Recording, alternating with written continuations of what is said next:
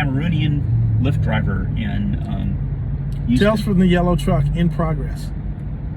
Mark's over here. You can't hear him, but you can't see him, but you can hear him. Right. And we're talking about dealing with the woke mob and immigrant stories.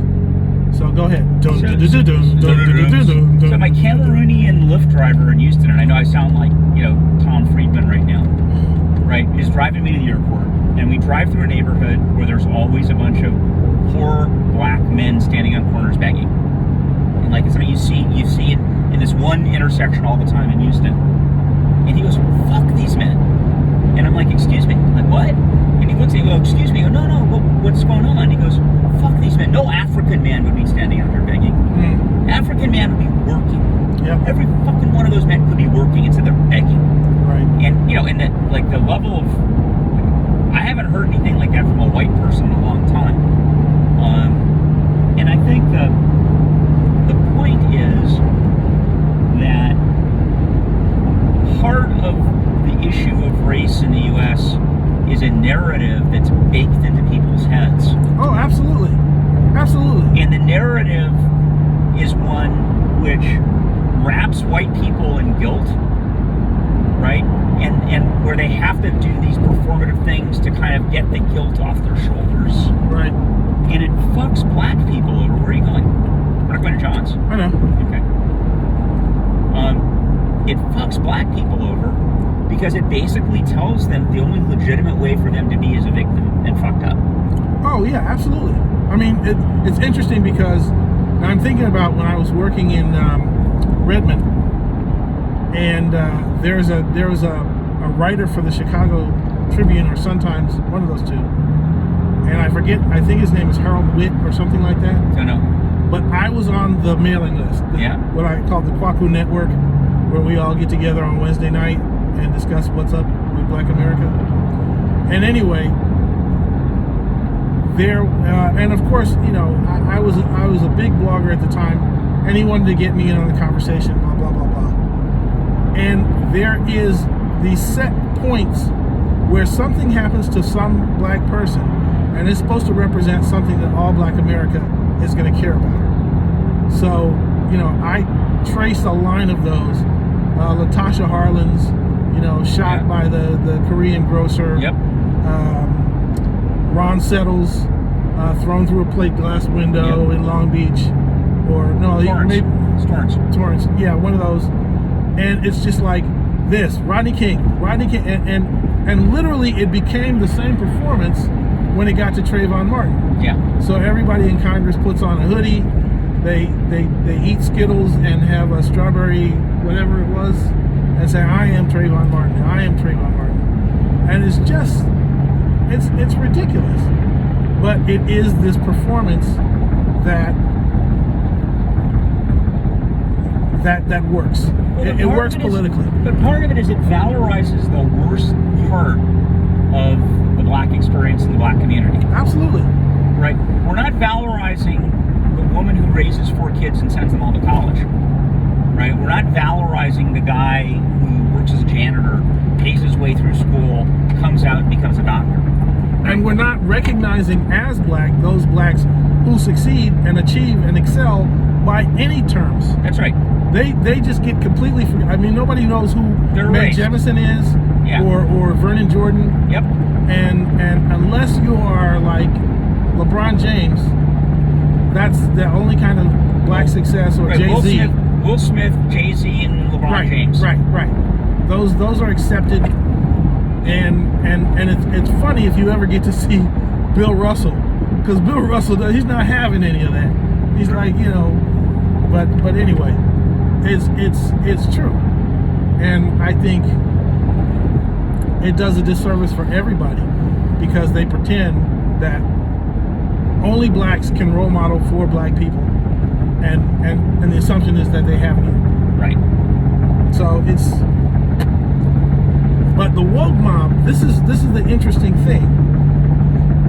They are taking that, and the biggest problem in their life is a student loan. Yeah. Right?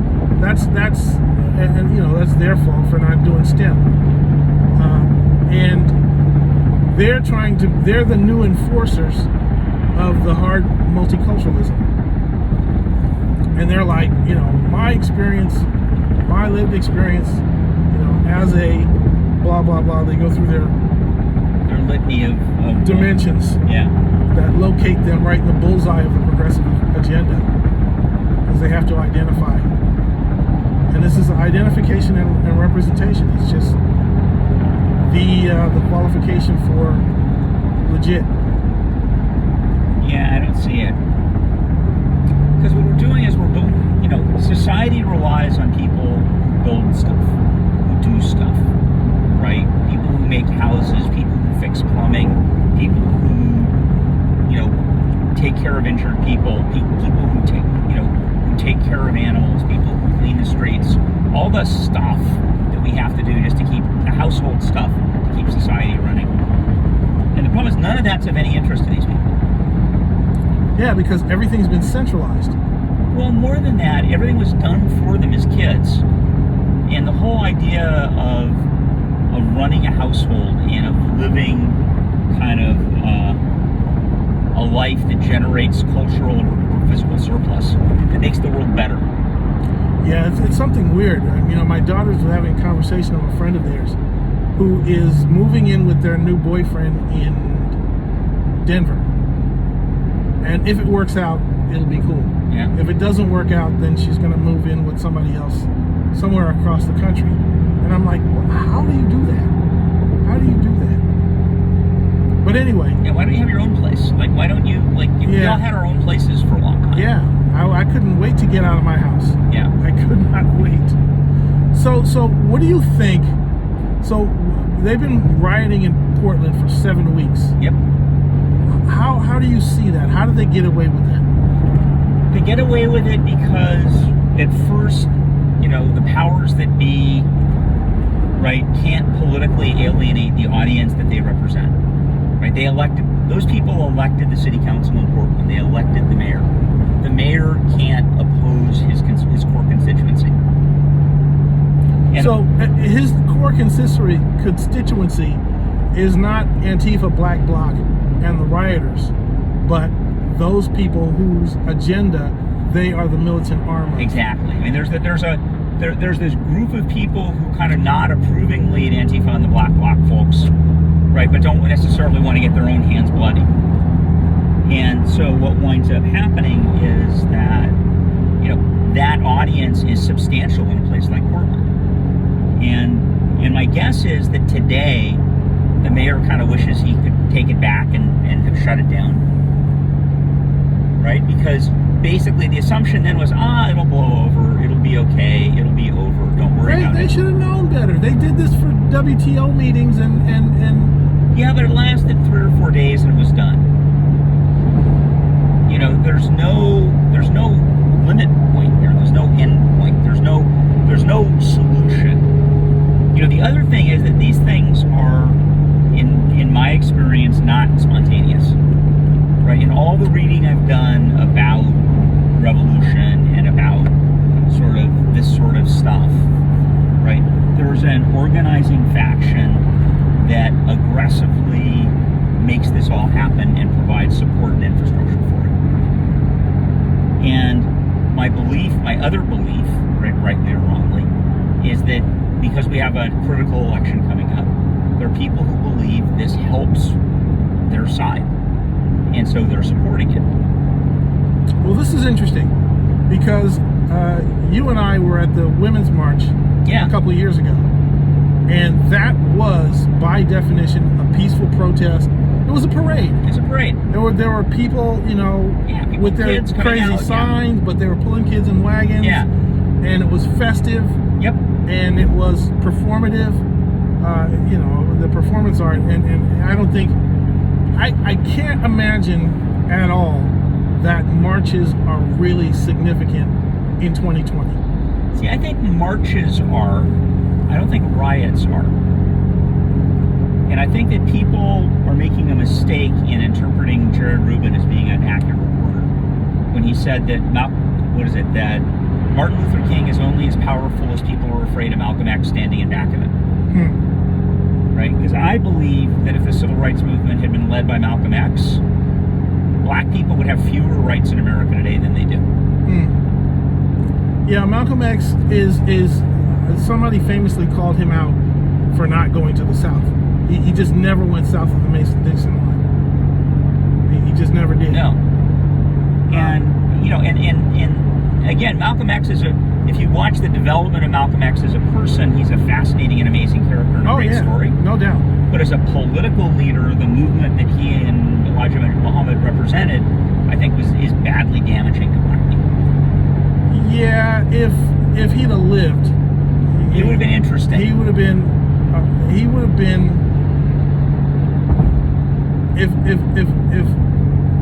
If Malcolm X had have lived, Sunni Muslims in America would be a much more important and peaceful minority than they are now. I agree. I think he would have revolutionized American black Muslims. Yep. Because he would have legitimized them with the world Muslim community. Yep. And the Nation of Islam has never been legitimated with the world Muslim community. So it would have been as cool as you can imagine Ahmad Jamal would have liked it. Yep. But that fizzled. I mean, you look, some of the sharpest Muslims that we got, Kareem Abdul-Jabbar, Muhammad Ali, Ahmad Jamal. There's got to be a lot more. Yusuf Latif that I don't know, but these were excellent people, and the Nation of Islam just did not bring forward excellent people. It stood on their shoulders, but it didn't necessarily build them. Yeah. So that would have been nice. Yeah. But I think, it's a tough problem, right? I kind of opened the discussion by sort of saying, look, I think you got to start by acknowledging that, Western society as a whole has kind of fucked over minority people in a relatively serious way. But I can't see that is specifically different than the same thing that's hollowing out the American middle class right now. Because there's really, if you look at all the affirmative actions and all the Section 8 exceptions and all that stuff, those are stimulus packages that have run their course. All right? There are whole industries that have been created and destroyed with the financial wherewithal that America has. Yep. But none of that's really coming to the core of the middle class. And there's nothing that the black middle class has done that, or there's nothing any of the American middle class can do that the black middle class can't do. And it's just the whole middle class is being hollowed out. Well, I think there's three problems. I think we have the intersection of two problems right now. The first problem is that when black people got let out of the ghetto, right, in the 50s and 60s as they broke down deed restrictions, the middle class black people, the middle class cultured black people, the successful black people bailed. Right? Yep. They moved to the valley. Yep. They wanted those schools for their kids. They wanted their kids to go to UCLA. Yep. Right? They took off. And the people they left behind were very much left behind. Yeah, they were. And as a result, what you wound up with was this sort of residual community that in major coastal cities is predominantly black. Yep. But in other cities is predominantly Hispanic. In other cities is predominantly lower class white. Right? You have this sort of residual urban class that is stuck. Right? They have no social and cultural capital. They have no money. They have no... Well, they get the cultural capital for being, degenerate. Right. But what happens is they don't do things that give their kids a leg up to let their kids escape. They trap their kids instead. And as a result, you have 5th and 6th and 7th generation poverty. But what I'm trying to do, and I'm new to this, is I heard a very profound thing which is if you're really not talking about economics, then you can't use or try to use culture as an excuse. In other words, the same thing happens with law and order. You can't use culture as an excuse when everybody knows what the law is. You can't just say, oh, well, when you're poor and then you're in the ghetto, of course you're going to steal. No, there's no of course to it. No, There is not a culture of crime. There is not a culture of anything. It's what the economic opportunities are. Well, but it's a combination of economic opportunities And educational opportunities. And what choices people make given the opportunities they have. Yes. Right? So the example, I'll use the example that everyone always gets pissed off about, which is, Asian kids come over. There are Asian gangs, right? There's Asian organized crime. There are, substantial barriers and have been substantial barriers to Asian acceptance in America for a long time, right? And somehow, right, there's something in the Asian population, and I refuse to believe that it's genes, which is why I believe it's culture, which has gotten many, if not all of them, out of this trapped state and into, normal middle class life. I think we're aggregating Asians, and that is not necessarily the case. Okay. Because I see so many more Indians here, especially in my industry. So I'm talking East Asian, not South Asian. But I know that. I know that.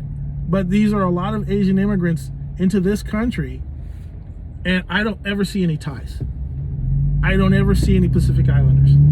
Okay? I see Chinese, I see Japanese, I see Koreans. All right? Those are the rich right, Asians. The model Asians, the crazy rich Asians. Yeah. And everybody will admit it. But Filipinos, Vietnamese, Hmong, no. Not so much. You don't see them. So why? So why? Well, Thomas Sowell went a lot into this and talked about overseas Chinese and remittances and that whole, it is a different thing, and you can say it's a culture when it's, just one or two generations from being an immigrant. And so there's an immigrant dynamic that's going on. And there's also a literal tiger mom where it's like,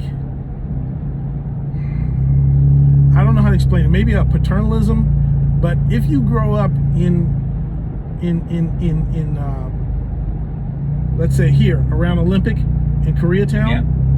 and everybody knows there's this one Korean bank who's bought up all the real estate, yeah. And any one of those big neon sign strip malls that go up three floors in Koreatown, that guy's got a hand in it, and you just don't leave Koreatown. If you're a fan, I work with some Asian women, and I believe they were Japanese and one or two Chinese, and we had a potluck when I was working at Kaiser in Pasadena, and these women were in their 50s and 60s and had never eaten Mexican food. Well, I think so. Never, not once. They didn't even know what it was. There's an interesting thing. So when I was in grad school, we talked about regional and local multipliers, the economic multiplier. That I spend $1 in a community, and how many dollars does that turn into? Because it gets recycled, right? Yeah. I buy gas at the gas station guy buys supplies at the flower shop guy goes to the pet hospital guy gets his car serviced, right? And so this neighborhood, and what's evident is that when you go to poor communities, poor black, poor brown, poor white communities, the multiplier is effectively zero. Yeah, I agree. I spend $1 in that community and that $1's gone. Yes. One of the things that I loved the most in Do the Right Thing, in Spike Lee's original movie, was the dialogue about why the fuck do the Koreans own the store and we don't? Right? And one of the things that a friend of mine who's a black grad student who was in grad school with me used to argue all the time is, how do we get black people to act like Jews? Right? When a Jewish immigrant needs to buy a suit, his kid goes to a Jewish tailor. Yeah. When the Jewish tailor needs baked goods, he goes to a Jewish bakery. When the Jewish baker needs a banking, he goes to a Jewish banker. Yep. Right? And with Jews, to a certain extent, that was because for generations they couldn't go anywhere else. Right. Right? Black people, for whatever reason, don't have that mercantile. Because we could go anywhere else. Maybe. And our history is about going somewhere else. They're making that new Green Book. Yeah, I know. They're making it. I know that. Well, I wouldn't be surprised. I knew somebody who was in that business because as a national student leader, we used to get our resumes, STEM resumes, and we'd sell those resumes. And I actually knew somebody in that particular publishing business that did a black yellow pages. And we had something called Recycling Black Dollars. Yeah. And there used to be a club on Manchester, just east of Crenshaw, called RBD. And I forget, it was a backgammon club. After hours, Yeah. and it was the spot to be, Recycling Black Dollars. And that, and A.L. Williams, they used to sell the multi-level marketing stuff. So there was a lot of hustle, but the hustle paid off, and you know, the legitimization of Boys in the Hood and that whole gang mentality and the whole number of drug dealing gangsters that got into rap, you know, my generation didn't have anything to do with that. We were like, bye, we're out of here. We're out of here. And the thing was, definitely in my generation, but we knew Roscoe Lee Brown. We knew, you know, Alvin Passant, who was producer in the Cosby Show. We knew Cosby. We knew the kids of Cosby. Yeah. And none of these people ever had any dream of running a 7-Eleven or being a Korean liquor store owner. Right. This was not a reality on the ground in Black LA. But the recycling... Was it because they couldn't or because they didn't want to? Because, number one, there was affirmative action that was real. There was the civil service that was real. So a lot of the black middle class got into the civil service, and that is very much like Indians in South Africa. Yeah. We were the accountants, the mandarins. You were the Yes. you were the GS. You were the GS 7s and 8s. That's right. And every black sergeant in the integrated army said, son, you know, the Army's got a career for you, and it's going to be easier than it ever was for me. You could get into government service, and there's a lot of that. In the immortal words of Damon Wayans, there's always work at the post office. Always work at the post office. And one of the things that doesn't get said is about what industries black Americans dominated even in the 30s and 40s.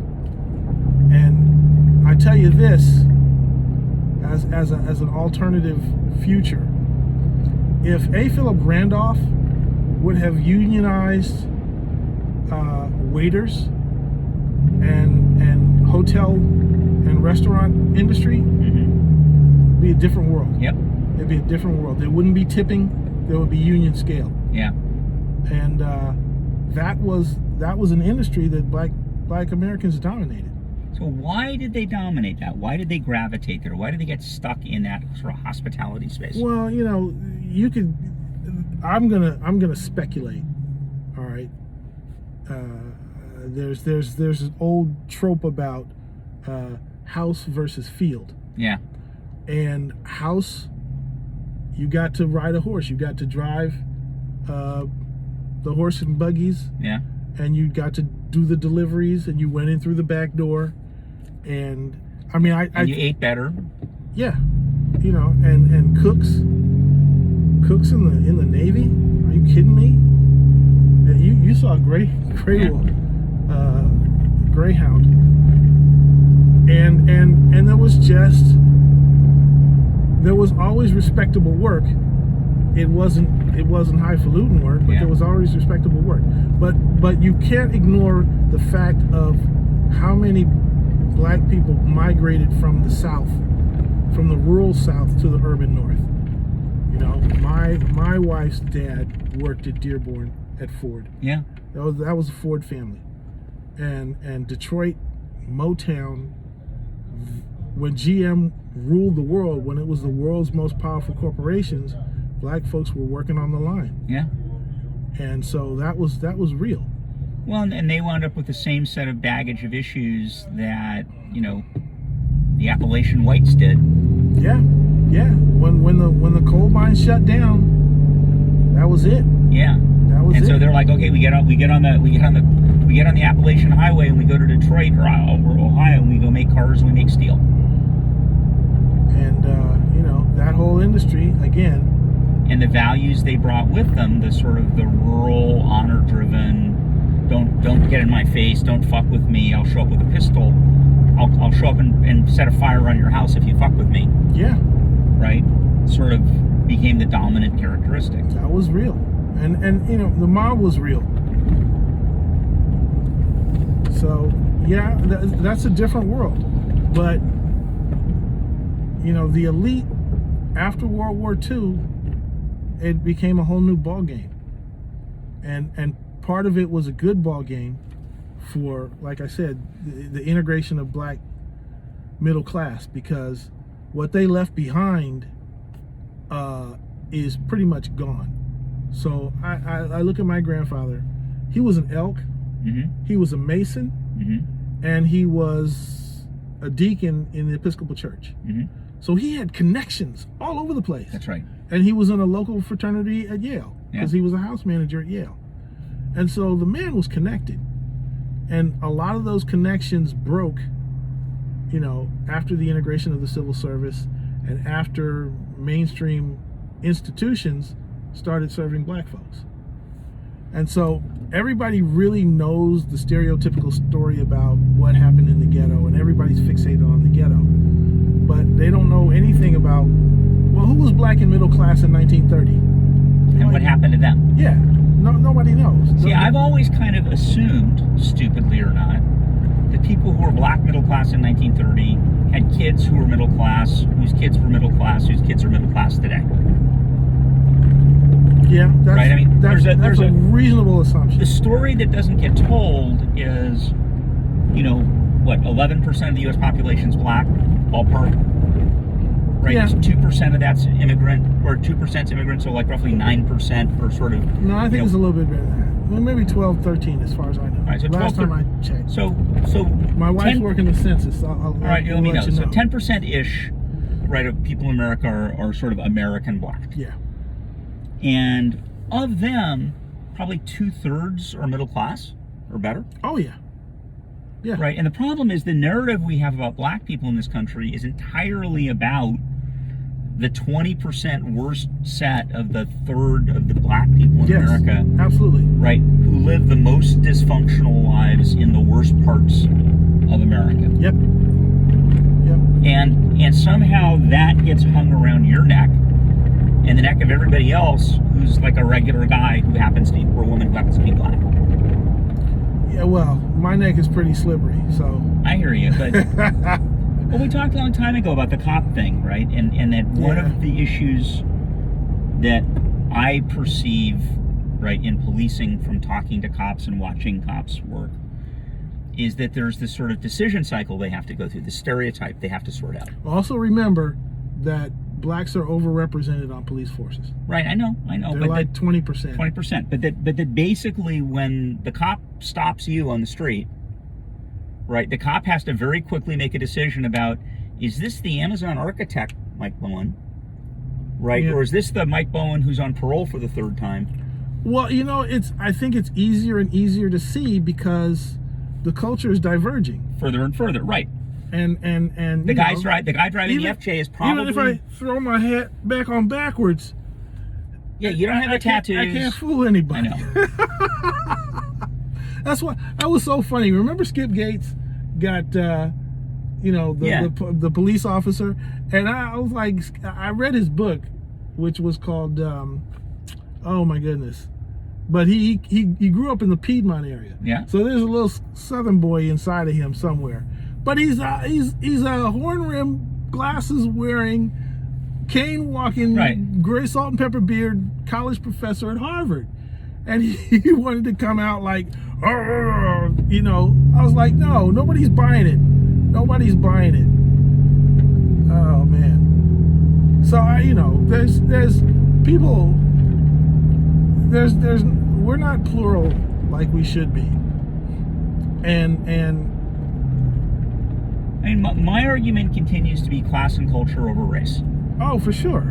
But Right. again, we are in one of those moments where it's all race all the time. And you know, every 2 or 3 years, somebody will get shot, and then everybody's got to, you know, rehash the Well, narrative. we preloaded the narrative, right? We Yep. preloaded the narrative of what Yep. it's going to be. Yep. That's why people can't believe when I say on Twitter stuff about St. George Floyd, because they're like, how could you possibly mock this? I'm like, it was like scripted. And every time somebody says, well, you can't watch that 8 minutes and 24 seconds without, of course you can't. It's like movie of the week made for television. Yeah.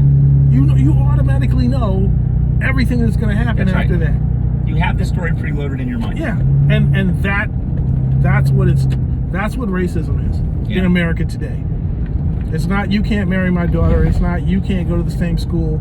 It's not you can't be president. It's, well, hands up, don't shoot. It's like And it's got to be a draining. stereotype machine. Right, and it's got to be draining as a black person who lives in that space to be carrying all those stereotypes around inside you. Well, I think that is a psychological problem that one of these days people are going to start talking about race and psychology, because the thing that I say is that, you know, this whole postmodern white fragility thing, which people have said is the worst book they've ever read, Yeah. but they probably haven't read Frances Cress Welsing, who was the black equivalent of this woman. And it's like people honestly believe that blacks are so psychologically weak that if you call them nigger, you actually damage them That's right. psychologically. Yep. Like they can't take it. Right. They can't take it. And what do? They use college freshmen as an example, and they amplify the significance of microaggressions. It's even so funny that they didn't even bother saying, well, yeah, it's a microaggression. Like, really? Ay. People. People are stupid. Part 1. Mhm.